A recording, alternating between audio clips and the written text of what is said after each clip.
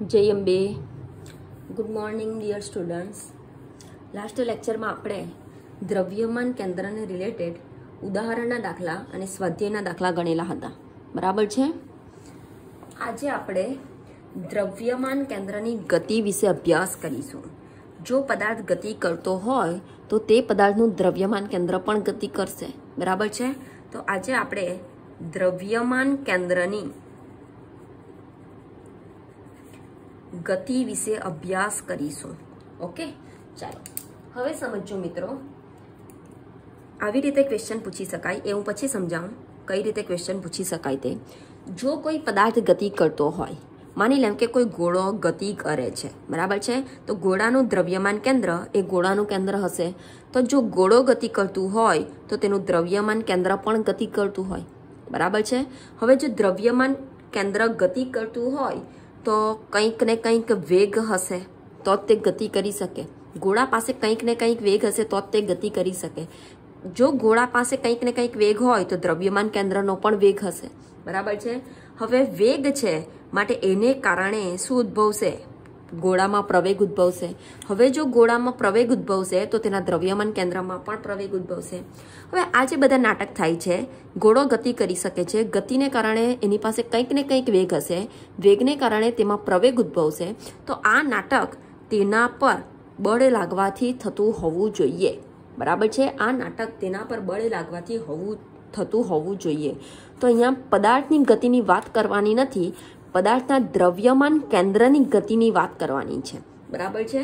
तो जो द्रव्यमान केंद्र, समझो मित्रों, जो द्रव्यमान केंद्र गति करे तो तेनी पासे कंईक ने कंईक शुं हशे? वेग हशे, बराबर छे।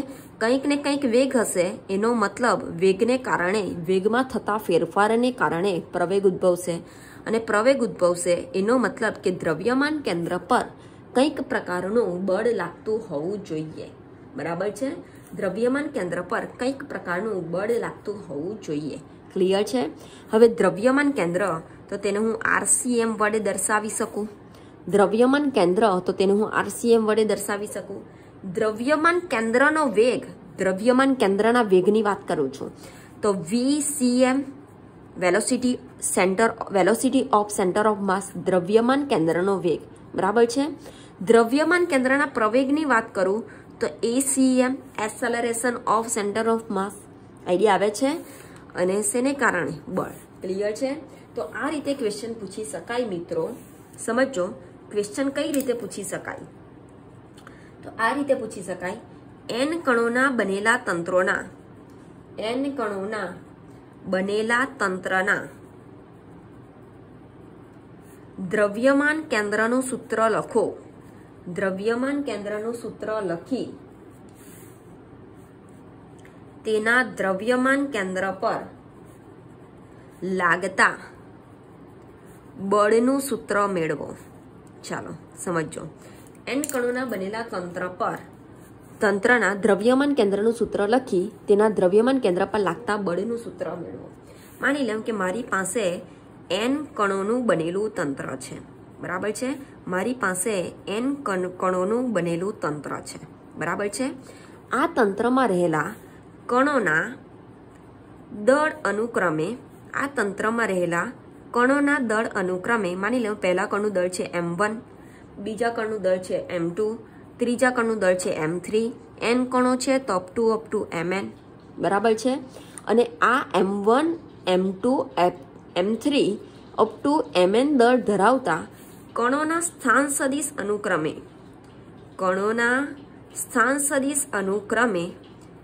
સદિશ r1, m1 વાળાનો છે સ્થાન સદિશ r1, m2 વાળા માટે છે સ્થાન સદિશ r2, બરાબર છે। m3 વાળા માટે છે સ્થાન સદિશ r3, અહીંયા સુધી ક્લિયર છે। અપ ટુ mn વાળા માટે છે સ્થાન સદિશ rn, અહીંયા સુધી ક્લિયર છે। સમજો મિત્રો, મારી પાસે n કણોનું બનેલું તંત્ર છે। n કણોના બનેલા તંત્રના દળ અનુક્રમે, માની લઉં કે કણ 1નું દળ છે m1, કણ 2નું દળ છે m2, કણ 3નું દળ છે m3, અપ ટુ n માં કણનું દળ છે mn, બરાબર છે। m1 દળવાળા કણનો સ્થાન સદિશ છે r1, m2 દળવાળા કણનો સ્થાન સદિશ છે r2, m3 દળવાળા કણનો સ્થાન સદિશ છે r3 અપ ટુ mn દળવાળા કણનો સ્થાન સદિશ છે સદિશ rn. અહીંયા સુધી ક્લિયર છે? કોઈ પ્રોબ્લેમ? ઓકે. તો દ્રવ્યમાન કેન્દ્ર RCM બરાબર n કણોના બનેલા તંત્રનું દ્રવ્યમાન કેન્દ્ર RCM બરાબર શું આવશે મિત્રો? વિચારો શું આવશે?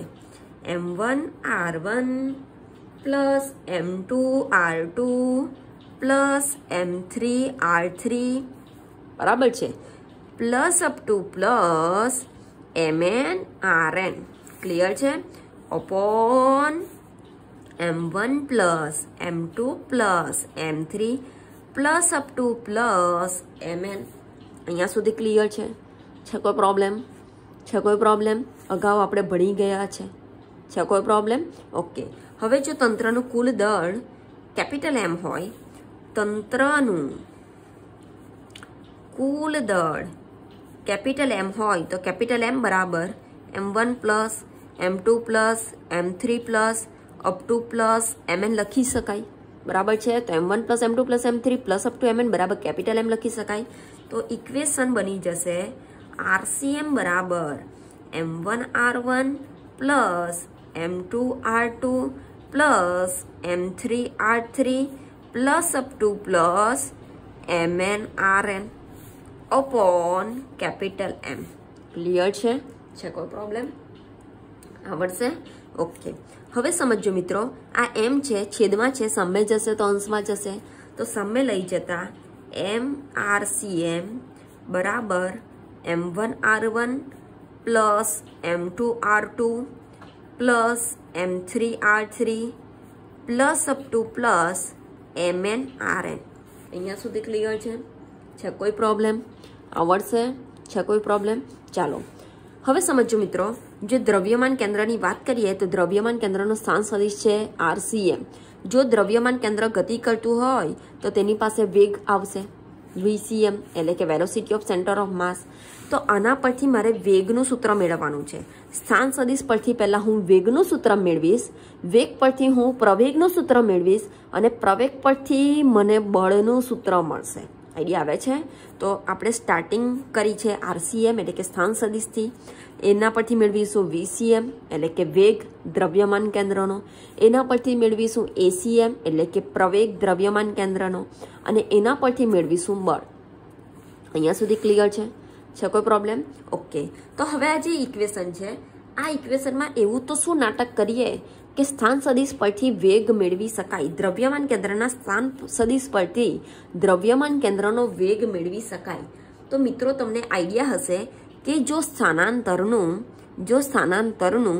સમય t ની સાપેક્ષે વિકલન કરવામાં આવે, જો સ્થાનાંતરનું સમય t ની સાપેક્ષે વિકલન કરવામાં આવે તો વેગ મળે. તમને આઈડિયા હશે.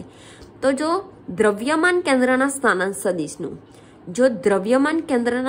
સદિશનું સમય t ની સાપેક્ષે વિકલન કરવામાં આવે તો દ્રવ્યમાન કેન્દ્રનો વેગ મળશે. મજાની વાત છે. બરાબર છે? જો સ્થાનાંતરનું સમયની સાપેક્ષે વિકલન કરવામાં આવે તો વેગ મળશે. એવું તમે ચેપ્ટર નંબર 3માં ભણી ગયા હશો. બરાબર છે? તો જો સ્થાન સદિશનું સમય t ની સાપેક્ષે વિકલન કરતા વેગ મળતો હોય તો દ્રવ્યમાન કેન્દ્રના સ્થાન સદિશનું સમય t ની સાપેક્ષે વિકલન કરતા દ્રવ્યમાન કેન્દ્રનો વેગ મળશે. બરાબર છે? તો આ જે સમીકરણ છે, આ સમીકરણનું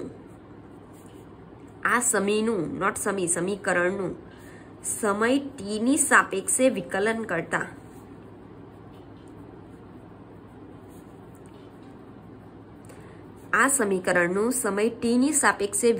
કરતા હવે મિત્રો તમને ખબર હશે કે દળ એ હંમેશા કોન્સ્ટન્ટ છે. બરાબર છે? હવે દળ એ કોન્સ્ટન્ટ, તો કોન્સ્ટન્ટ એ વિકલનની બહાર નીકળી જશે. તો આ બાજુ વિકલન કરીએ તો m કોન્સ્ટન્ટ વિકલનની બહાર નીકળી જશે.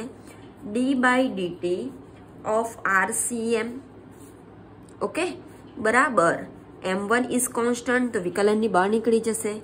d/dt ઓફ સદિશ r1, okay, plus m2 is constant વિકલનની બહાર નીકળી જશે.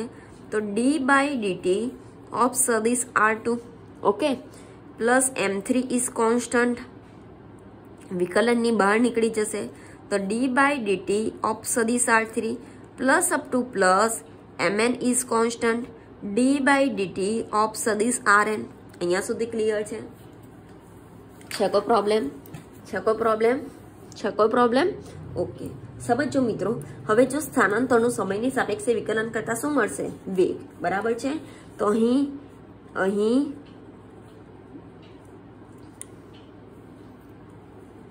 d by dt of RCM બરાબર દ્રવ્યમાન કેન્દ્રના સ્થાન સદિશનું સમય t ની સાપેક્ષે વિકલન કરતા દ્રવ્યમાન કેન્દ્રનો વેગ એટલે કે VCM મળશે બરાબર છે। દ્રવ્યમાન કેન્દ્રનો વેગ એટલે કે VCM મળશે, જ્યાં VCM એ શું છે તો દ્રવ્યમાન કેન્દ્રનો વેગ બરાબર છે। VCM એટલે કે વેલોસિટી ઓફ સેન્ટર ઓફ માસ, દ્રવ્યમાન કેન્દ્રનો વેગ। ક્લિયર છે ઓકે। હવે એવી જ રીતે કણ એકનો સ્થાન સદિશ છે સદિશ R1। કણ એકનો અહીંયા ધારી લીધું છે કે અનુક્રમે M1 M2 કણ એકનો સ્થાન સદિશ R1, કણ બેનો સ્થાન સદિશ R2 અપ ટુ કણ એનનો સ્થાન સદિશ Rn। તો કણ એકનો સ્થાન સદિશ છે સદિશ R1, તો સદિશ R1 નું જો t ની સાપેક્ષે વિકલન કરવામાં આવે એટલે કે d બાય dt ઓફ સદિશ R1 હોય તો સ્થાનાંતરનું સમયની સાપેક્ષે વિકલન કરતા વેગ મળશે, તો કણ એકનો વેગ મળશે બરાબર છે। કણ એકનો વેગ અથવા તો પ્રથમ કણનો વેગ। ક્લિયર છે કોઈ પ્રોબ્લેમ ઓકે। એવી જ રીતે d બાય dt ઓફ સદિશ R2, d by dt of સદિશ R2 બરાબર કણ બેનો વેગ મળશે બરાબર છે। કણ બેનો વેગ અહીંયા સુધી ક્લિયર છે। એવી જ રીતે d બાય dt ઓફ સદિશ R3, d by dt of સદિશ R3 બરાબર કણ 3 નો વેગ મળશે, હા કે ના, કણ 3 નો વેગ મળશે ઓકે। અપ ટુ તો અહીંયા up to d by dt of સદિશ Rn, d by dt of સદિશ Rn, d by dt of સદિશ Rn બરાબર Vn મળશે। આ એનમાં કણનો વેગ, કણ એન નો વેગ। અહીંયા સુધી ક્લિયર છે કોઈ પ્રોબ્લેમ આવડશે ઓકે। તો અહીં d by dt of RCM બરાબર VCM, d by dt of R1 બરાબર V1, d by dt of R2 બરાબર V2, d by dt of R3 બરાબર V3 up to d by dt of Rn બરાબર Vn। આ value આ સમીકરણમાં મૂકતા બરાબર છે તો સમીકરણ થઈ જશે m as it is d by dt of RCM બરાબર થઈ જશે VCM બરાબર છે। m1 as it is d by dt of R1 બરાબર થઈ જશે V1 okay. m2 as it is d by dt of R2 થઈ જશે V2 okay. m3 as it is d by dt of R3 થઈ જશે V3 plus up to plus mn as it is d by dt of Rn થઈ જશે Vn। અહીંયા સુધી clear છે કોઈ પ્રોબ્લેમ ઓકે। તો આ સમીકરણને મિત્રો આ રીતે પણ લખી શકાય। દ્રવ્યમાન કેન્દ્રના વેગનું સમીકરણ જો મેળવવું હોય તો આ સમીકરણને VCM બરાબર m1 v1 plus m2 v2 plus m3 v3 plus up to plus mn vn upon capital M આ રીતે પણ લખી શકાય બરાબર છે। અથવા તો આ સમીકરણને VCM બરાબર m1 v1 plus m2 v2 plus m3 v3 plus up to plus mn vn upon m બરાબર m1 plus m2 plus m3 plus up to plus mn આ રીતે પણ લખી શકાય ઓકે। ક્લિયર છે કોઈ પ્રોબ્લેમ આવડશે। તો સ્થાન સદિશ પરથી જો દ્રવ્યમાન કેન્દ્ર ગતિ કરતું હોય તો તેની પાસે કંઈક ને કંઈક વેગ હશે, તો તેના વેગનું સમીકરણ છે VCM બરાબર m1v1 plus m2v2 plus up two mnvn open m1 plus m2 plus up two mn અથવા તો vcm બરાબર m1v1 plus m2v2 plus up two mnvn open capital M અથવા તો mvcm બરાબર m1v1 plus m2v2 plus up two mnvn. Clear છે? આ ત્રણેયમાંથી કોઈ પણ ઇક્વેશનનો ઉપયોગ કરીને આપણે દ્રવ્યમાન કેન્દ્રના વેગનું મૂલ્ય મેળવી શકીએ. ઓકે, છે કોઈ પ્રોબ્લેમ? આવડશે? ઓકે, ચાલો સમજો. હવે મારી પાસે આ ઇક્વેશન છે mvcm બરાબર m1v1 પ્લસ m2v2 પ્લસ મને ઇક્વેશન મળેલું છે, ફરી પાછું લખી નાખું, mvcm બરાબર m1v1 plus m2v2 plus m3v3 plus up to plus mnvn. Okay, આ જે સમીકરણ છે. હવે જો દ્રવ્યમાન કેન્દ્ર ગતિ કરતું હોય તો તેની પાસે કંઈક ને કંઈક વેગ હશે. દ્રવ્યમાન કેન્દ્રના વેગનું ઇક્વેશન આપણે મેળવી લીધું, બરાબર છે. હવે વેગ હશે એનો મતલબ જો તેના વેગમાં ફેરફાર થતો હોય તો પ્રવેગ પણ ઉદ્ભવશે. તો આ સમીકરણનો ઉપયોગ કરીને આપણે પ્રવેગ મેળવવાનો છે. તો મિત્રો તમને આઈડિયા હોવી જોઈએ, ચેપ્ટર નંબર 3માં તમે વિકલન ભણી ગયા છો. જે રીતે સ્થાન સદિશનું સમય ટીની સાપેક્ષે વિકલન કરવાથી વેગ મળે, એવી જ રીતે વેગનું સમય ટીની સાપેક્ષે વિકલન કરવાથી પ્રવેગ મળે, બરાબર છે.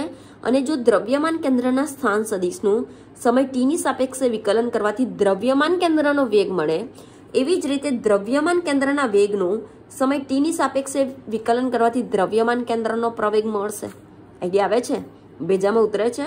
ઓકે, તો આના પરથી પ્રવેગ મેળવવા માટે આ જે સમીકરણ છે, આ સમીકરણનું સમય ટીની સાપેક્ષે વિકલન કરતા, બરાબર છે. આ સમીકરણનું સમય ટીની સાપેક્ષે વિકલન કરતા, આ સમીકરણનું સમય ટીની સાપેક્ષે વિકલન કરતા, બરાબર છે. તો સમીકરણ છે, તમને આઈડિયા હશે, વિકલનમાં જે કોન્સ્ટન્ટ હોય એ વિકલનની બહાર નીકળી જશે. તો દળ હંમેશા કોન્સ્ટન્ટ રાશિ છે, બરાબર છે. દળ હંમેશા કોન્સ્ટન્ટ હોય તો અહીંથી દળ એ વિકલનની બહાર નીકળી જશે. તો m ઇઝ કોન્સ્ટન્ટ, તો બાર d/dt ઓફ vcm, બરાબર છે. m1 ઇઝ કોન્સ્ટન્ટ, તો બહાર નીકળી જશે d/dt of v1. Okay, m2 is constant, તો બહાર નીકળી જશે d/dt of v2. Okay, m3 is constant, તો બહાર નીકળી જશે d/dt of v3. Okay, plus up to plus mn is constant d/dt of vn. અહીંયા સુધી કોઈ પ્રોબ્લેમ છે? અહીંયા સુધી કોઈ પ્રોબ્લેમ છે? આવડશે? ઓકે, હવે જેવી રીતે દ્રવ્યમાન કેન્દ્રના સ્થાન સદિશનું સમય ટીની સાપેક્ષે વિકલન કરવાથી દ્રવ્યમાન કેન્દ્રનો વેગ મળે, એવી જ રીતે દ્રવ્યમાન કેન્દ્રના વેગનું સમય ટીની સાપેક્ષે વિકલન કરવાથી દ્રવ્યમાન કેન્દ્રનો પ્રવેગ મળશે. હા કે ના? ઓકે, તો લખી શકાય કે અહીં ઓકે, d/dt ઓફ vcm બરાબર acm લખી શકાય. d/dt ઓફ vcm બરાબર acm લખી શકાય મિત્રો. તો acm એ શું છે? તો દ્રવ્યમાન કેન્દ્રનો પ્રવેગ, બરાબર છે. દ્રવ્યમાન કેન્દ્રનો પ્રવેગ. અહીંયા સુધી ક્લિયર છે? એવી જ રીતે v1 એ કણ એકનો વેગ છે, બરાબર છે. જો કણ એકના વેગનું સમય ટીની સાપેક્ષે વિકલન કરવામાં આવે તો કણ એકનો પ્રવેગ મળશે. તો d/dt ઓફ v1 બરાબર a1 લખી શકાય, બરાબર છે. d/dt ઓફ v1 બરાબર a1 લખી શકાય, જ્યાં a1 એ છે કણ એકનો પ્રવેગ. a1 એ કોકોની દુકાન નથી, બરાબર છે. કણ એકનો પ્રવેગ. ક્લિયર છે? છે કોઈ પ્રોબ્લેમ?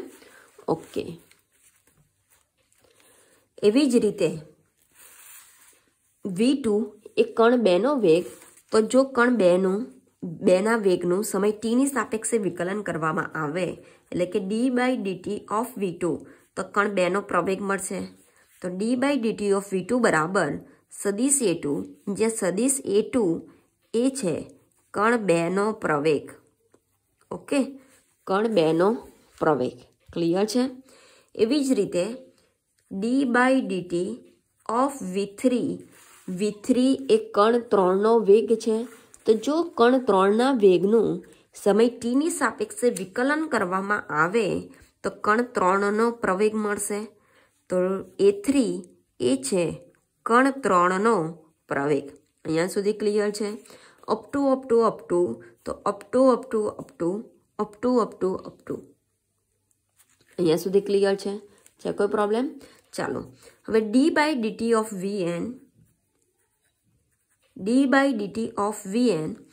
Vn એ n માં કણનો વેગ છે, કણ n નો વેગ છે. તો જો કણ n ના વેગનું સમય t ની સાપેક્ષે વિકલન કરવામાં આવે તો કણ n નો પ્રવેગ મળશે. તો સદિશ an એ છે કણ n નો પ્રવેગ. અહીંયા સુધી ક્લિયર છે? કોઈ પ્રોબ્લેમ?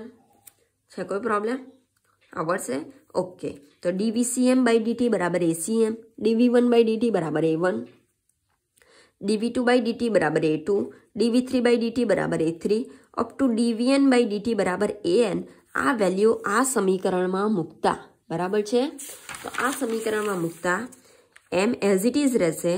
dVcm/dt ની જગ્યા થઈ જશે ACM, બરાબર છે? dVcm/dt ની જગ્યા થઈ જશે ACM બરાબર m1 એઝ ઇટ ઇઝ રહેશે. dV1/dt ની જગ્યા થઈ જશે A1. ઓકે, વત્તા m2 એઝ ઇટ ઇઝ રહેશે.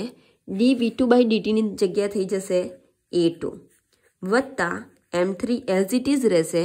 dV3/dt ની જગ્યા થઈ જશે A3. Okay, plus up to plus mn dVn/dt બરાબર થઈ જશે AN. અહીંયા સુધી ક્લિયર છે? આ વેલ્યુ આ સમીકરણમાં મૂકતા મને ઇક્વેશન મળશે MACM બરાબર M1A1 plus M2A2 plus M3A3 plus up to plus MNAN. Okay, છે કોઈ પ્રોબ્લેમ? આવડશે? ઓકે, આ સમીકરણને બીજી આ રીતે પણ લખી શકાય. ACM દ્રવ્યમાન કેન્દ્રનો પ્રવેગ ACM બરાબર M1A1 plus M2A2 plus M3A3 plus up to plus MNAN upon capital M. આ ગુણાકારમાં છે, સમય જશે તો ભાગાકારમાં, બરાબર છે? અથવા તો આ સમીકરણને આ રીતે પણ લખી શકાય. ACM બરાબર M1A1 plus M2A2 plus M3A3 plus up to plus MNAN upon capital M બરાબર આવશે M1 plus M2 plus M3 plus up to plus MN. અહીંયા સુધી ક્લિયર છે? કોઈ પ્રોબ્લેમ? આવડશે? તો આ સમીકરણ MACM અથવા તો ACM બરાબર M1A1 plus M2A2 plus up two MNAN upon M. આ સમીકરણનો ઉપયોગ કરીને દ્રવ્યમાન કેન્દ્રનો પ્રવેગ શોધી શકાય, બરાબર છે? તો આ ત્રણમાંથી કોઈ પણ એક ઇક્વેશનનો ઉપયોગ કરી દ્રવ્યમાન કેન્દ્રનો પ્રવેગ શોધી શકાય. ક્લિયર છે?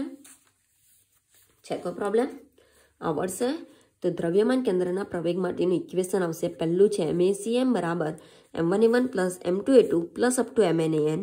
બીજું છે ACM બરાબર M1A1 plus M2A2 plus up two MNAN upon M. અને ત્રીજું છે ACM બરાબર M1A1 plus M2A2 plus up two MNAN upon M1 plus M2 plus up two MN. Clear છે? તો આ ત્રણમાંથી કોઈ પણ ઇક્વેશનનો ઉપયોગ કરીને આપણે દ્રવ્યમાન કેન્દ્રનો પ્રવેગ ACM શોધી શકીએ. ક્લિયર છે? કોઈ પ્રોબ્લેમ? આવડશે? ઓકે, ચાલો હવે મારી પાસે ઇક્વેશન છે, સમજો. બોલો, આ MRCM હતું, આનું સમય t ની સાપેક્ષે વિકલન કરતા મને MVCM મળ્યું. આનું સમય t ની સાપેક્ષે વિકલન કરતા મને MACM મળ્યું, બરાબર છે? તો આ ઇક્વેશન ફરી પાછું એકવાર લખી નાખું. મારી પાસે ઇક્વેશન છે MACM બરાબર M1A1 plus M2A2 plus M3A3 plus up to plus MNAN. અહીંયા સુધી ક્લિયર છે? ઇક્વેશન છે M1A1 plus M2A2 plus M3A3 plus up two MnAn. Clear? Okay, ચાલો હવે સમજો મિત્રો, અહીં A1 એટલે કે કણ એકનો પ્રવેગ અને M1 એટલે કે કણ એકનું દળ, બરાબર છે. A2 એટલે કણ બેનો પ્રવેગ અને M2 એટલે કણ બેનું દળ. ઓકે.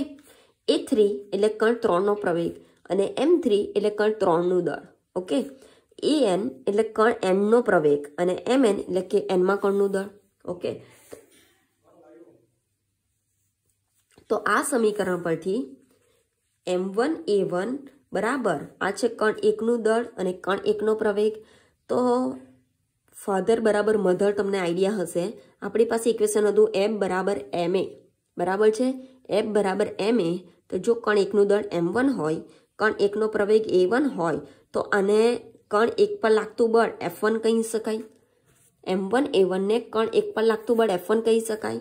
તો અહીં M1A1 બરાબર F1 લખી શકાય, બરાબર છે. તો F1 એ શું છે? તો કણ એક પર લાગતું બળ, કણ એક પર લાગતું બળ. ઓકે, એવી જ રીતે આ છે કણ બેનો દળ, આ છે કણ બેનો પ્રવેગ. તો M2A2 બરાબર F2 લખી શકાય. F2 એ શું છે? તો કણ બે પર લાગતું બળ. ઓકે, F2 એ કણ બે પર લાગતું બળ. ક્લિયર છે? કોઈ પ્રોબ્લેમ? ઓકે, એવી જ રીતે M3A3 એ કણ ત્રણનું દળ, A3 એ કણ ત્રણનો પ્રવેગ. તો F બરાબર Ma પરથી F3 બરાબર M3A3 લખી શકાય અથવા તો M3A3 બરાબર F3 લખી શકાય. તો F3 એ શું છે? તો કણ ત્રણ પર લાગતું બળ, કણ ત્રણ પર લાગતું બળ, બરાબર છે. અપ ટુ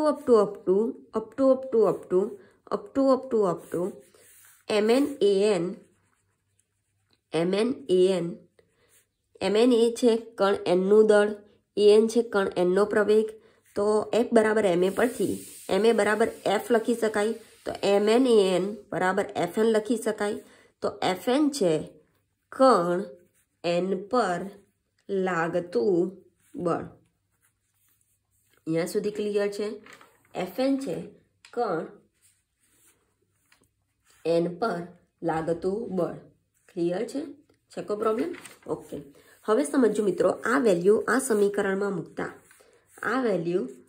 સમીકરણમાં મૂકતા તો MACM એઝ ઇટ ઇઝ રહેશે. બરાબર છે. M1A1 ની જગ્યાએ F1 લખી શકાય.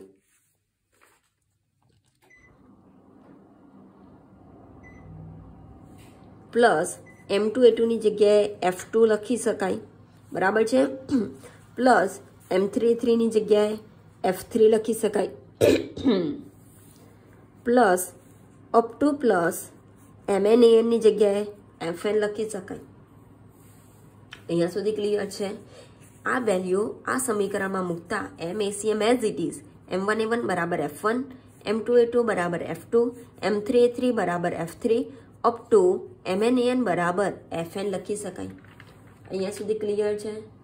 કોઈ પ્રોબ્લેમ? ઓકે, હવે સમજો મિત્રો, તો જો તંત્ર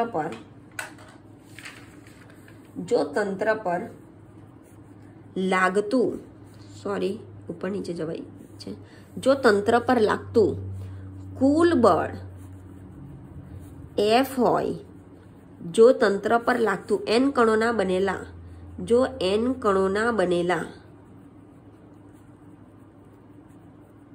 તંત્ર પર લાગતું કુલ બળ F હોય, તો F બરાબર સદિશ F બરાબર બધા કણો પર લાગતા બળોનો સદિશ સરવાળો, બરાબર છે. તો F બરાબર F1 plus F2 plus F3 plus up to plus Fn લખી શકાય. આઈડિયા આવે છે કે જો તંત્ર પર N કણોના બનેલા તંત્ર પર લાગતું કુલ બળ સદિશ F હોય, તો સદિશ F બરાબર N કણોના બનેલા તંત્રમાં આવેલા કણો પર લાગતા બળોનો સદિશ સરવાળો, બરાબર છે. તો કુલ બળ F બરાબર F1 પ્લસ F2 પ્લસ પહેલા કણ પર લાગતું બળ વત્તા બીજા કણ પર લાગતું બળ વત્તા ત્રીજા કણ પર લાગતું બળ વત્તા અપ ટુ વત્તા એનમાં કણ પર લાગતું બળ, એનો મતલબ કે તંત્રમાં આવેલા કુલ કણો પર લાગતું બળ, બરાબર છે। હવે જો કુલ બળ સદિશ એફ હોય તો સદિશ એફ બરાબર F1 + F2 + F3 + F2 Fn લખી શકાય। અહીંયા આવે છે, ઓકે। તો અહીં ઇક્વેશન MACM બરાબર F1 + F2 + F3 + F2 Fn માં F1 + F2 + F3 + F2 Fn બરાબર સદિશ એફ લખી શકાય। તો સમીકરણ થઈ જશે MACM બરાબર સદિશ એફ, MACM બરાબર સદિશ એફ, બરાબર છે। તો આ છે દ્રવ્યમાન કેન્દ્ર પર લાગતું બળ, દ્રવ્યમાન કેન્દ્ર પર લાગતું બળ સદિશ એફ બરાબર MACM। ક્લિયર છે? છે કોઈ પ્રોબ્લેમ? છે કોઈ પ્રોબ્લેમ?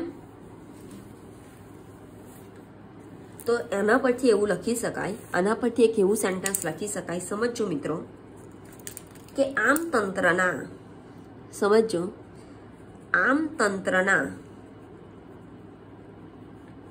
બધા કણો પર, આમ તંત્રના બધા કણો પર લાગતું બળોનો સદિશ સરવાળો એ આ સમીકરણ પરથી એવું લખી શકાય, આમ તંત્રના બધા કણો પર લાગતા બળોનો સદિશ સરવાળો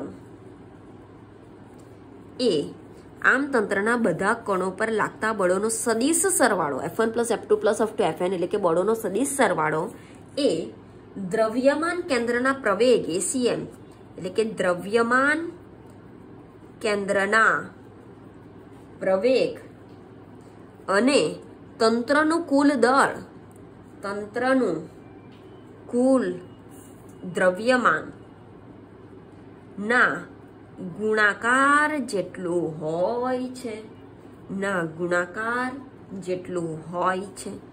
ક્લિયર છે? છે કોઈ પ્રોબ્લેમ? આવડશે? અને આ સમીકરણ પરથી એવું લખી શકાય કે આમ તંત્રના બધા કણો પર લાગતા બળોનો સદિશ સરવાળો F1 + F2 + F2 Fn બરાબર છે, આ છે તંત્રમાં આવેલા કણો પર લાગતા બળોનો સદિશ સરવાળો એ દ્રવ્યમ ACM એટલે કે દ્રવ્યમાન કેન્દ્રનો પ્રવેગ અને કેપિટલ M એટલે કે તંત્રનું કુલ દ્રવ્યમાન, બરાબર છે। તો દ્રવ્યમાન કેન્દ્રના પ્રવેગ અને તંત્રના કુલ દ્રવ્યમાનના ગુણાકાર જેટલું હોય છે। ક્લિયર છે? તો એવું લખી શકાય કે આમ તંત્રના બધા કણો પર લાગતા બળોનો સદિશ સરવાળો એ દ્રવ્યમાન કેન્દ્રના પ્રવેગ એટલે કે ACM, સદિશ સરવાળો એટલે કે F1 + F2 + F2 + Fn એ દ્રવ્યમાન કેન્દ્રના પ્રવેગ એટલે કે ACM અને તંત્રનું કુલ દ્રવ્યમાન એટલે કે કેપિટલ M ના ગુણાકાર જેટલો હોય છે। ક્લિયર છે? છે કોઈ પ્રોબ્લેમ? આવડશે? છે કોઈ પ્રોબ્લેમ? આવડશે? ઓકે, આવડશે? ઓકે, ચાલો સમજો। હવે આ આપણે દ્રવ્યમાન કેન્દ્રની ગતિ, જો ગતિ હોય તો તેના પરથી વેગનું સમીકરણ મેળવ્યું, વેગ પરથી પ્રવેગનું મેળવ્યું અને પ્રવેગ પરથી બળનું મેળવ્યું। આ છે મારું સ્થાન સદિશનું સમીકરણ। સ્થાન સદિશ પરથી મળી ગયું મને વેગનું સમીકરણ, વેગ પરથી મળી ગયું મને પ્રવેગનું સમીકરણ અને પ્રવેગ પરથી મળી ગયું બળનું સમીકરણ। ઓકે, છે કોઈ પ્રોબ્લેમ? છે કોઈ પ્રોબ્લેમ? ઓકે, ચાલો હવે સમજો મિત્રો, હવે આ જે છે પાછળથી આપેલી છે થિયરી, પણ આની સાથે કમ્બાઈન કરીને લઈ લઉં છું। કણોના તંત્રનું રેખીય વેગમાન,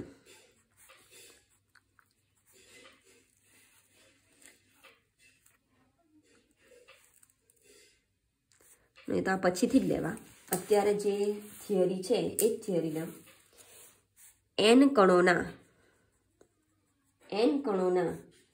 બનેલા તંત્રો પર લાગતા બળો, n કણોના બનેલા તંત્ર પર લાગતા બળો, બરાબર છે। માની લઉં કે મારી પાસે, હું n કણની વાત નથી કરતી, માની લઉં કે મારી પાસે 2 કણોનું બનેલું તંત્ર છે, બરાબર છે। ધારો કે બે કણોનું બનેલું તંત્ર છે, બરાબર છે। કણો પર લાગતા બળો વિશે ચર્ચા કરવાની છે। બળની થિયરી કમ્પ્લીટ થઈ છે તો એ જ કન્ટિન્યુ કરીશું। ચાલો, બે કણોનું બનેલું તંત્ર છે। તો મિત્રો તમને ખબર હશે કે કોઈ પણ તંત્ર હોય તો એ તંત્ર પર બે પ્રકારના બળો લાગતા હોવા જોઈએ। કોઈ પણ તંત્ર હોય તો એ તંત્રો પર બે પ્રકારના બળો લાગતા હોવા જોઈએ, બરાબર છે।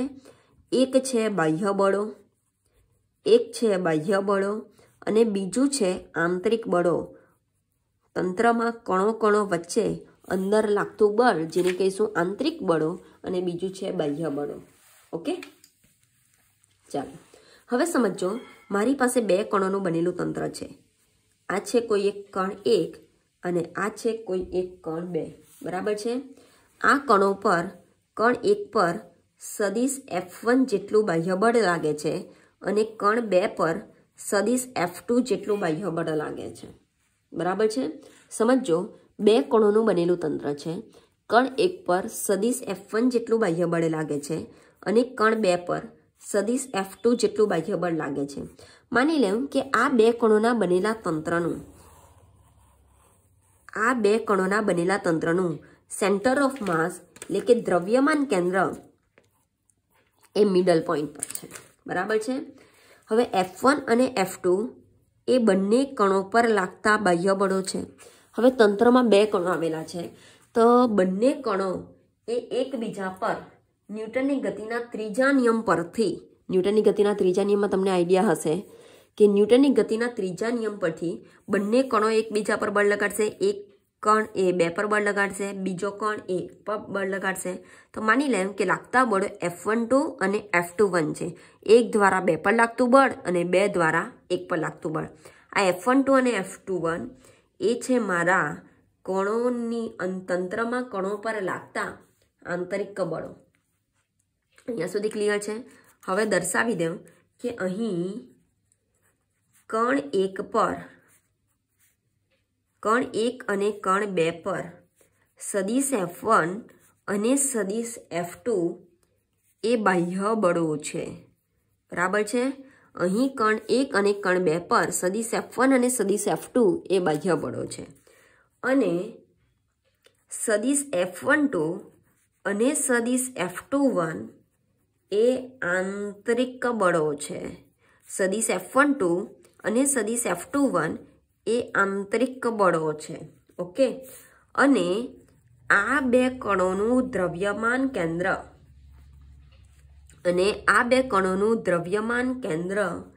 એ મધ્યમમાં આવેલ છે, અહીંયા સુધી ક્લિયર છે કોઈ પ્રોબ્લેમ? સમજો મિત્રો, કોઈ પણ કણોનું બનેલું તંત્ર હોય તો એ કણોના બનેલા તંત્ર પર બે પ્રકારના બળો લાગે। એક છે બાહ્ય બળો અને બીજું છે આંતરિક બળો। અહીં મેં બે કણોનું બનેલું તંત્ર ધારેલું છે। ધારો કે બે કણો આવેલ છે, કણ 1 અને કણ 2। તો કણ 1 પર સદિશ F1 અને કણ 2 પર સદિશ F2 એમ બાહ્ય બળો લાગશે, એટલે કે બહારથી લગાડું છું, બરાબર છે। અને આ બે કણોના બનેલા તંત્રનું દ્રવ્યમાન કેન્દ્ર એ બંને કણોની વચ્ચે મધ્યમાં આવેલું છે। તો બંને કણો એકબીજા પર ન્યૂટનની ગતિના ત્રીજા નિયમ પરથી આંતરિક બળો લગાડશે। તો બે કણો પર લાગતા આંતરિક બળો, 2 દ્વારા 1 પર લાગતું આંતરિક બળ F12 અને 1 દ્વારા 2 પર લાગતું આંતરિક બળ F21 છે, ક્લિયર છે। તો અહીં F12 અને F21 એક તંત્રમાં કણો પર લાગતા આંતરિક બળો અને F1 અને F2 એ લગાડેલ બાહ્ય બળ છે। અહીંયા સુધી ક્લિયર છે કોઈ પ્રોબ્લેમ? હવે સમજો મિત્રો કે જો કોઈ કણ પર બાહ્ય બળ લગાડવામાં આવે તો એ કણોનું બનેલું તંત્ર એ શું કરશે? ગતિ કરશે, બરાબર છે। હવે કણોનું બનેલું તંત્ર ગતિ કરશે તો તેનું દ્રવ્યમાન કેન્દ્ર એટલે કે સેન્ટર ઓફ માસ પણ ગતિ કરશે। આઈડિયા આવે છે? જો કણોના બનેલા તંત્ર પર બાહ્ય બળ લગાડવામાં આવે, માની લઉં કે આ પેન પર બાહ્ય બળ લગાડું છું, બરાબર, તો પેનનું દ્રવ્યમાન કેન્દ્ર તેના મિડલ પોઈન્ટ પર હશે, બરાબર। તો આની પર બાહ્ય બળ લગાડું તો જો પેન ગતિ કરશે તો એની પેનમાં રહેલા કણો ગતિ કરશે તો તેનું દ્રવ્યમાન કેન્દ્ર પણ ગતિ કરશે। આઈડિયા આવે છે? તો એનો મતલબ એવું થશે કે જે બાહ્ય બળ કણ પર લાગે છે એ બાહ્ય બળ તેના દ્રવ્યમાન કેન્દ્ર પર પણ લાગતા હોવા જોઈએ। આઈડિયા આવે છે? સમજો, જો તંત્ર પર કણોના બનેલા તંત્ર પર બાહ્યબળ લગાડવામાં આવે અને બાહ્યબળ લગાડતા તંત્ર ગતિ કરે તો તંત્રની સાથે સાથે તેનું દ્રવ્યમાન કેન્દ્ર પણ ગતિ કરે. બરાબર છે. તો એનો મતલબ એવો થશે કે કણ પર લાગતા બળો એ તેના દ્રવ્યમાન કેન્દ્ર પર પણ લાગતા હોવું જોઈએ તો જ ગતિ કરી શકે. બરાબર છે. તો આ રીતે દર્શાવી શકાય. આ છે સેન્ટર ઓફ માસ, આ છે કણ 1, આ છે કણ 2, આ છે આ ડાયરેક્શનમાં લાગતું બળ આંતરિક બળ F21, આ ડાયરેક્શનમાં લાગતું બળ છે F12. બરાબર છે. તો આ રીતે દર્શાવી શકાય એટલા જ મૂલ્યનો. અને એ જ દિશામાં આ છે મારી પાસે સદિશ F2, આ છે મારી પાસે સદિશ F1. અહીંયા સુધી ક્લિયર છે. સમાંતર બાજુ ચતુષ્કોણના નિયમ પરથી આ મળશે પરિણામી સદિશ F. અહીંયા સુધી ક્લિયર છે. છે કોઈ પ્રોબ્લેમ? ઓકે. હવે સમજો મિત્રો, શા માટે દ્રવ્યમાન કેન્દ્ર પર બાહ્ય બળો દર્શાવ્યા છે? શા માટે? તો આ જે તંત્ર ગતિ કરે છે એ માત્ર ને માત્ર બાહ્ય બળોને જ કારણે ગતિ કરે છે. કેમ કે ન્યૂટનની ગતિના ત્રીજા નિયમ પરથી અંદરો અંદર કણો પર લાગતા બળોના મૂલ્યો સમાન અને પરસ્પર વિરુદ્ધ દિશામાં હશે. આંતરિક બળોના મૂલ્યો સમાન અને પરસ્પર વિરુદ્ધ દિશામાં હશે. બરાબર છે. તો આંતરિક બળોને કારણે તંત્ર ગતિ કરતું નથી. એનો મતલબ આંતરિક બળોને કારણે દ્રવ્યમાન કેન્દ્ર ગતિ કરતું નથી. દ્રવ્યમાન કેન્દ્ર એ માત્ર ને માત્ર બાહ્ય બળોને કારણે જ ગતિ કરે છે. આઈડિયા આવે છે? છે કોઈ પ્રોબ્લેમ? ઓકે. આ કઈ રીતે બતાવેલું છે કે તંત્રની ગતિ માટે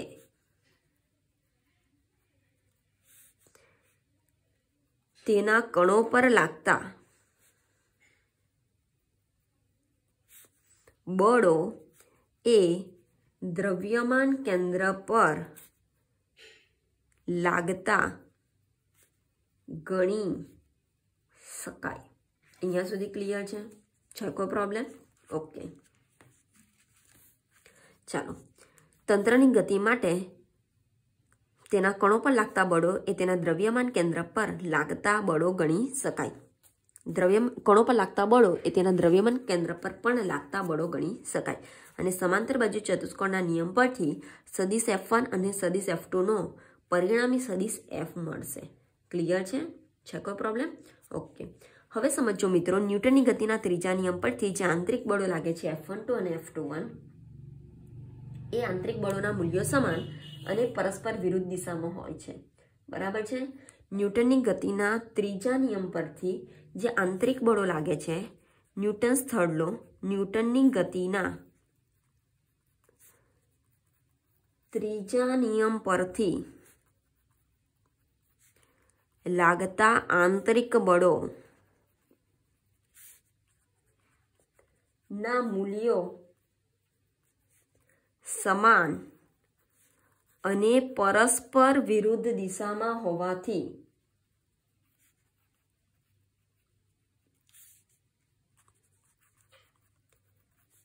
તેનું પરિણામી બળ શૂન્ય થાય છે. બરાબર છે. એનું પરિણામી બળ કેટલું થાય છે? શૂન્ય થાય છે. માટે કહી શકાય કે તંત્રના દ્રવ્યમાન કેન્દ્રની ગતિ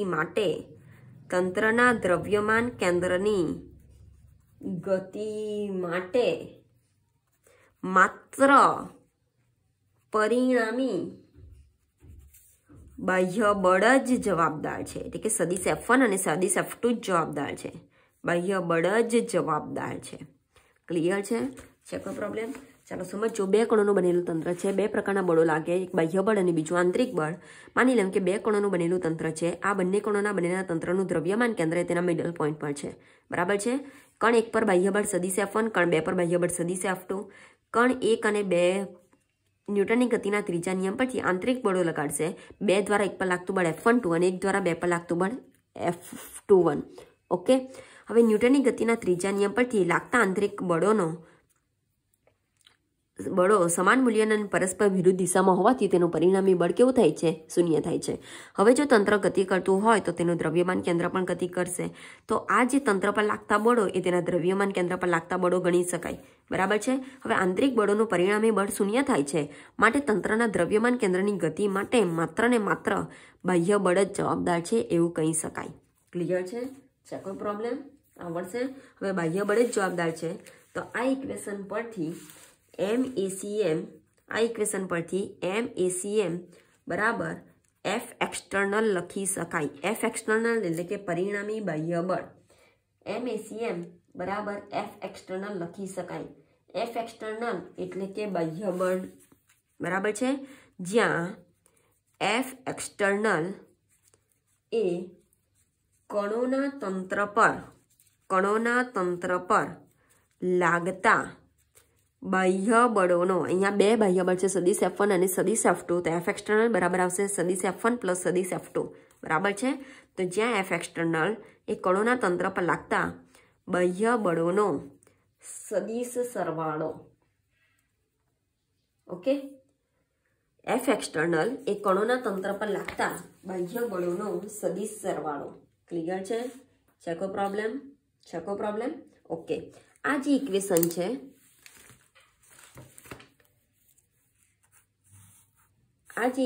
છે એ સમીકરણ દર્શાવે છે કે તંત્રનું દ્રવ્યમાન કેન્દ્ર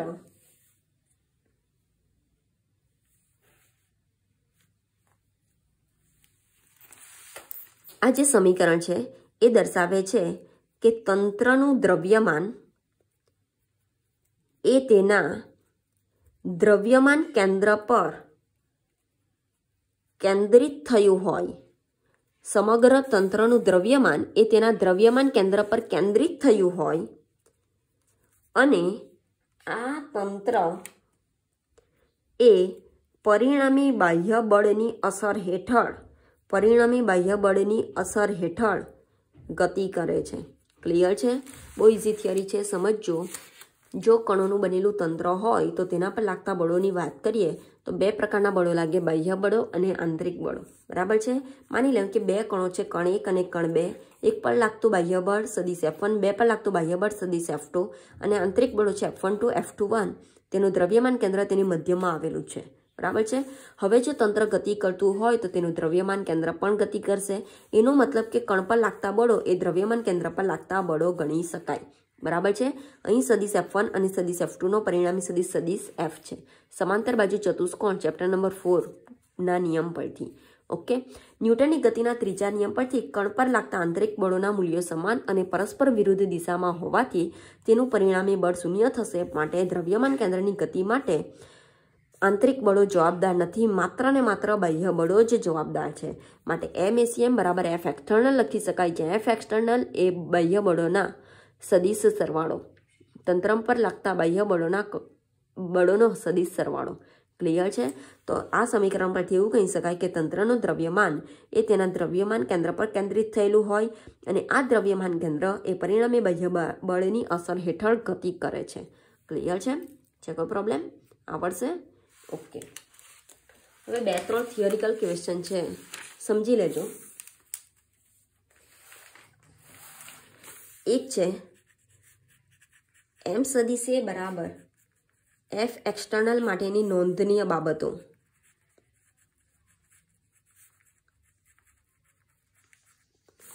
M સદિશ A બરાબર F એક્સટર્નલ માટેની નોંધનીય બાબતો.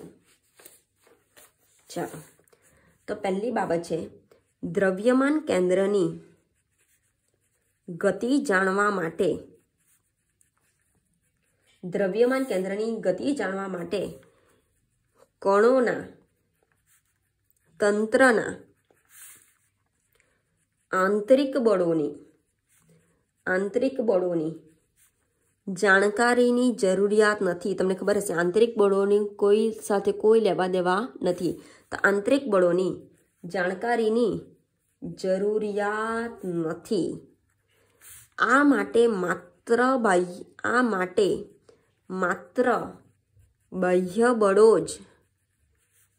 બાહ્ય બળોની જ આવશ્યકતા છે.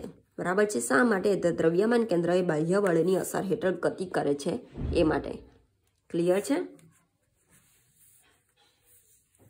કોઈ પ્રોબ્લેમ? ઓકે. ત્યાર પછી બીજું છે, આ સમીકરણ મેળવવા માટે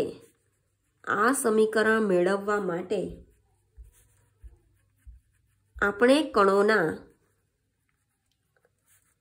તંત્રના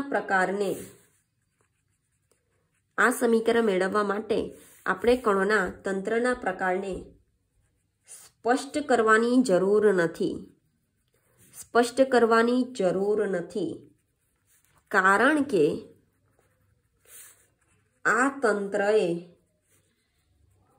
કોઈ પણ ગતિમાન કણોનો સમૂહ હોઈ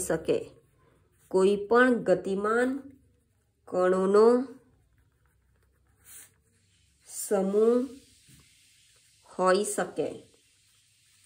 બરાબર છે. અને આ ગતિમાન કણોના સમૂહમાં કે જેમાં આંતરિક ગતિ પણ હોઈ શકે અથવા દ્રઢ પદાર્થ પણ હોઈ શકે. બરાબર છે. જો કણોના બનેલો તંત્ર હોય તો આંતરિક પ્રકારની ગતિ હોઈ શકે, અને જો દ્રઢ પદાર્થ હોય તો ચાક ગતિ યા તો સ્થાનાંતરિત ગતિની મિશ્રિત ગતિ હોઈ શકે. બરાબર છે. જો દ્રઢ પદાર્થ હોય તો ચાક ગતિ પ્લસ સ્થાનાંતરિત ગતિની મિશ્રિત ગતિ હોઈ શકે. ક્લિયર છે? કોઈ પ્રોબ્લેમ? ઓકે. આ માત્ર એકવાર વાંચી લેવું. ત્યાર પછી ત્રીજું છે, તંત્રના દરેક કણોની ગતિ ગમે તેવી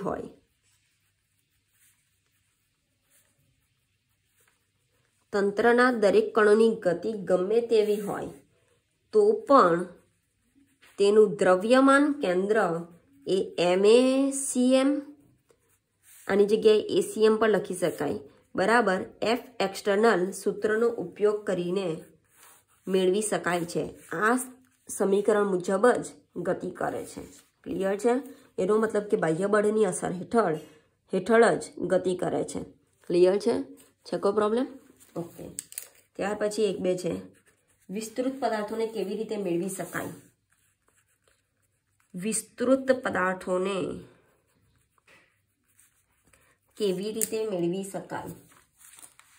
ચાલો, આ એક વિસ્તૃત પદાર્થ છે કે જેમાં પદાર્થ સમાન રીતે શું થયેલો છે? વિતરિત થયેલો છે. બરાબર છે.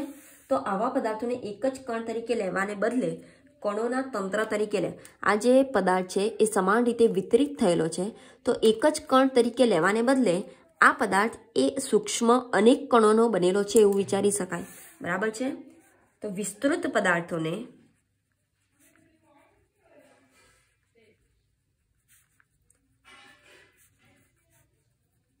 એક જ કણ તરીકે લેવાને બદલે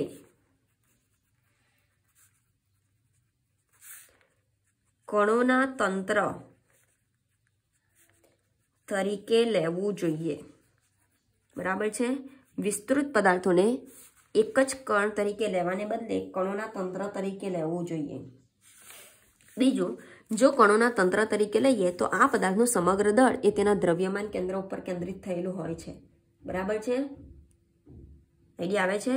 જો આ બોલપેનને એક જ કણ તરીકે લેવાને બદલે આ એક તંત્ર એ n કણોનું બનેલું વિચારી શકાય, અને આ તંત્રનું સમગ્ર દળ તેના દ્રવ્યમાન કેન્દ્ર પર કેન્દ્રિત થયેલું હોય, અને જો તે ગતિ કરતું હોય તો તેના પર લાગતા બાહ્ય બળો એ તેના દ્રવ્યમાન કેન્દ્ર પર લાગતા બાહ્ય બળો ગણી શકાય. બરાબર છે. તો સમજો કે વિસ્તૃત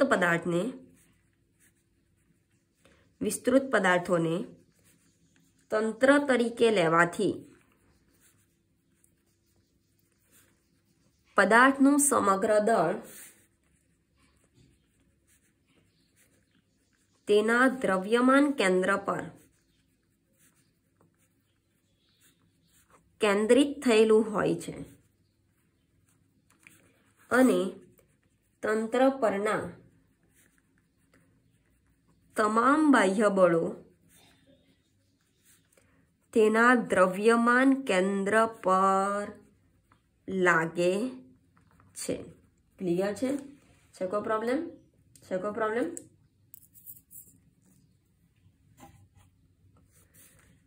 અને તેના પરથી આપણે તંત્રના દ્રવ્યમાન કેન્દ્રની ગતિ મેળવી શકીએ. ક્લિયર છે? જેનો ઉપયોગ કરીને તંત્રના દ્રવ્યમાન કેન્દ્રની ગતિ મેળવી શકીએ વિસ્તૃત પદાર્થોમાં. વિસ્તૃત પદાર્થોને કેવી રીતે મેળવી શકીએ? તો સમજો, આ જે વિસ્તૃત પદાર્થ છે એને એક જ કણ તરીકે લેવાને બદલે n કણોનું બનેલા તંત્ર તરીકે લેવું જોઈએ, જેને કારણે આખા તંત્રનું સમગ્ર દ્રવ્યમાન તેના દ્રવ્યમાન કેન્દ્રો પર કેન્દ્રિત થયેલું હશે. અને જો આ તંત્ર ગતિ કરતું હોય તો તેનું દ્રવ્યમાન કેન્દ્ર પર પણ ગતિ કરે છે અને તેના પરથી તેની દ્રવ્યમાન કેન્દ્રની ગતિ મેળવી શકાય. ઓકે, ચાલો. ત્યાર પછી એક છે પ્રક્ષિપ્ત પદાર્થના વિસ્ફોટની ચર્ચા. પ્રક્ષિપ્ત પદાર્થના વિસ્ફોટની ચર્ચા. ચાલો સમજો. પ્રક્ષિપ્ત આકાર તમને ખબર હશે, પરવલય આકાર. માની લો કે એક દ્વિપરિમાણમાં XY અક્ષને અનુલક્ષીને કોઈ એક બોમ્બ પરવલય આકારે આવી રીતે ફેંકાય છે. બરાબર છે? સમજો, આકૃતિમાં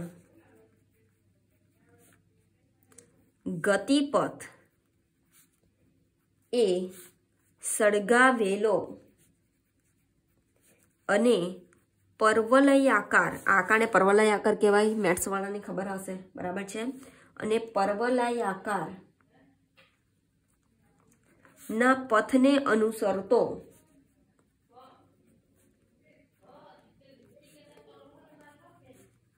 એક પ્રક્ષિપ્ત કરેલો બોમ્બ છે. બરાબર છે? આકૃતિમાં ગતિપથ એ સળગાવેલો અને પરવલય આકારના પથને અનુસરતો એક પ્રક્ષિપ્ત કરેલો બોમ્બ છે. પરવલય આકારે જો માર્કે જો ગતિ કરતો હોય તો તેવી ગતિ પ્રક્ષિપ્ત ગતિ કહેવાય. એવું તમે ભણી ગયા છો ચેપ્ટર નંબર 4માં. મોસ્ટ ઇમ્પોર્ટન્ટ છે. બરાબર છે? હવે સળગાવેલો છે તો સળગીને એ અમુક ટુકડાઓમાં શું થશે? વિભાજિત થશે. બરાબર છે? આ પ્રક્ષિપ્ત કરેલો બોમ્બ છે જે હવામાં ફૂટીને ટુકડાઓમાં વિભાજિત થાય છે. ટુકડાઓમાં વિભાજિત થાય છે. બરાબર છે? તો માની લો કે કોઈ એક ટુકડો, કોઈ એક ટુકડો. બરાબર છે? ચાલો સમજો. હવે આ જે વિસ્ફોટ થાય છે બોમ્બનું, એ વિસ્ફોટ થવાનું કારણ તમને આઈડિયા હશે કે વિસ્ફોટ થવાનું કારણ એ આંતરિક બળો છે. વિસ્ફોટ એ તેમાં રહેલી આંતરિક બળોને કારણે થશે. જ્યારે આંતરિક બળોને કારણે વિસ્ફોટ થશે અને જો બોમ્બ પરવલય આકારે માર્ગે ગતિ કરશે તો એ ગતિમાં તેનું દ્રવ્યમાન કેન્દ્ર પર પણ ગતિ કરશે. પણ દ્રવ્યમાન કેન્દ્રની ગતિમાં આ જે વિસ્ફોટ થાય છે આંતરિક બળોને કારણે, એ આંતરિક બળો એ દ્રવ્યમાન કેન્દ્રની ગતિમાં કોઈ ભાગ ભજવતા નથી. તો એવું લખી શકાય કે આ વિસ્ફોટ થવાનું કારણ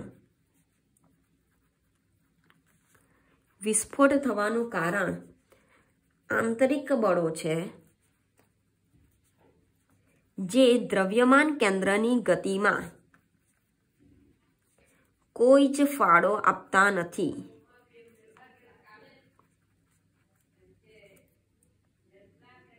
ક્લિયર છે? આ વિસ્ફોટ થવાનું કારણ એ તે બોમ્બમાં રહેલા આંતરિક બળો છે જે દ્રવ્યમાન કેન્દ્રની ગતિમાં કોઈ જ ફાળો આપતા નથી. દ્રવ્યમાન કેન્દ્રે માત્ર ને માત્ર બાહ્ય બળને કારણે જ ગતિ કરશે. હવે આ જે બોમ્બ છે જે પરવલય આકાર માર્ગે ગતિ કરે છે તો એના ઉપર કયા પ્રકારનું બાહ્ય બળ લાગે છે? તો ગુરુત્વાકર્ષણ બળ. બરાબર છે? કયું બળ લાગે છે? ગુરુત્વાકર્ષણ બળ. તો આ પદાર્થ પર કુલ બાહ્ય બળ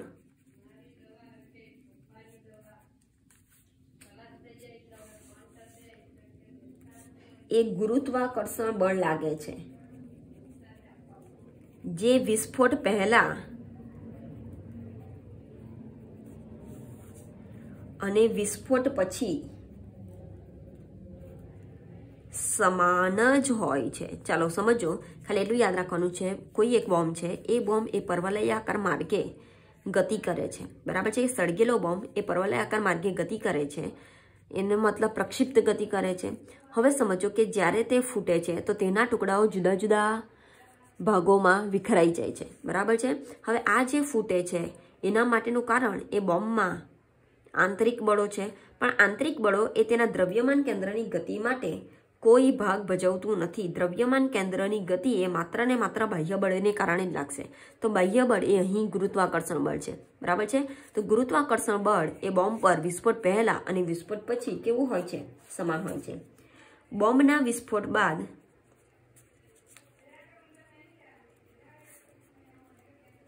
તેનું દ્રવ્યમાન કેન્દ્ર આ બાહ્ય બળની અસર હેઠળ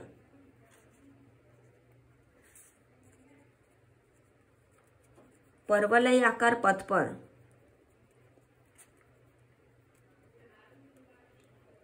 ગતિ કરે છે, બરાબર છે. કે જે બોમ્બનો વિસ્ફોટ થયો ન હોય, વિસ્ફોટ થયો ન હોય તો પણ આ જ પથ પર ગતિ કરશે. ચાલો સમજો, ભલે ટુકડા આ ભાગમાં વહેંચાઈ જાય પણ દ્રવ્યમાન કેન્દ્ર એ આ જ ડાયરેક્શનમાં ગુરુત્વાકર્ષણ બળ બાહ્ય બળને કારણે ગતિ કરશે, બરાબર છે. એકવાર વાંચી લેવું, આ 3 કોઈ એક્ઝામમાં પૂછાવાનું નથી. ઓકે, છે કોઈ પ્રોબ્લેમ? ઓકે, મોસ્ટ ઇમ્પોર્ટન્ટ છે દ્રવ્યમાન કેન્દ્રની ગતિ. 2 માર્કમાં ઘણી બધી વખત એક્ઝામમાં પૂછાયું છે. ઓકે, છે કોઈ પ્રોબ્લેમ?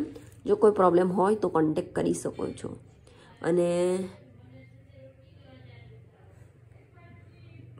હવે પછી ઝૂમ પર JEE નીટ માટેના MCQ સોલ્વ કરવામાં આવશે, બરાબર છે.